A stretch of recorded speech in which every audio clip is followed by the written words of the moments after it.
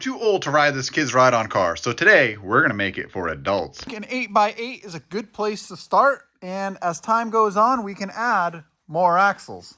Wow! Decided to make the frame out of 2x4s because they're easy, they're accessible, and they're strong enough to hold some decent weight. So all I did was I drilled a hole in the 2x4, attached it to the back axle, added another hole, then attached the additional axle, which makes it a 6x6, and then I attached another piece of wood going diagonally. The diagonal piece is to mount the shocks. So now we're just going to drill holes in that piece of wood, put the rod with the shocks through the hole, and now we have working rear suspension.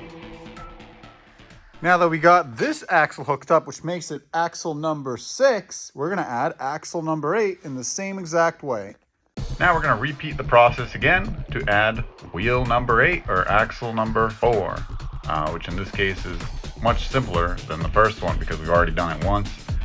So as you can see, we got the two pieces of wood that help extend the frame essentially, and we're just going to bolt in the pivot joint, which is right there, and we're just going to support the pivot joint as we bolt in the diagonal pieces of wood. After that, we're going to drill holes in the piece of wood, put the rod right through it, put the shocks right on, and we're going to have fully working suspension.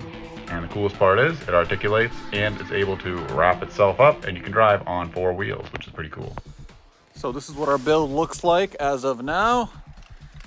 As you can see, all the wheels are connected. This is all one big axle, and I think it looks pretty good, and all the suspension components are working. So if we lift up this wheel, both wheels are on the ground. If we lift up this wheel, all wheels are on the ground. If we lift up this wheel, all wheels are still on the ground, which is exactly what we want. And this will be how it transports itself on only 4 wheels. So we need more traction. You put 6 wheels on the ground instead of 4. And then if you need more traction than that, you put the 8th wheel down. So now you have 8 wheels on the ground. You're ready to go. When you want to turn, you just lift the back wheels up, give you a tighter turning radius. Now at the moment, all these are individual. So if you lift up on this, the other wheel stays down. If you lift up on this one, only the middle wheel goes up and the other 2 stay down. So in theory, you could just lift one wheel up and have it going like this, which is pretty cool. Put it back down, and then what? If you want, we can connect these 2 axles together by putting, let's just say, a 2x4 here, screwing it, or finding a way to make a latch. So then, you want these 2 to lift up together, you just lock the latch, and then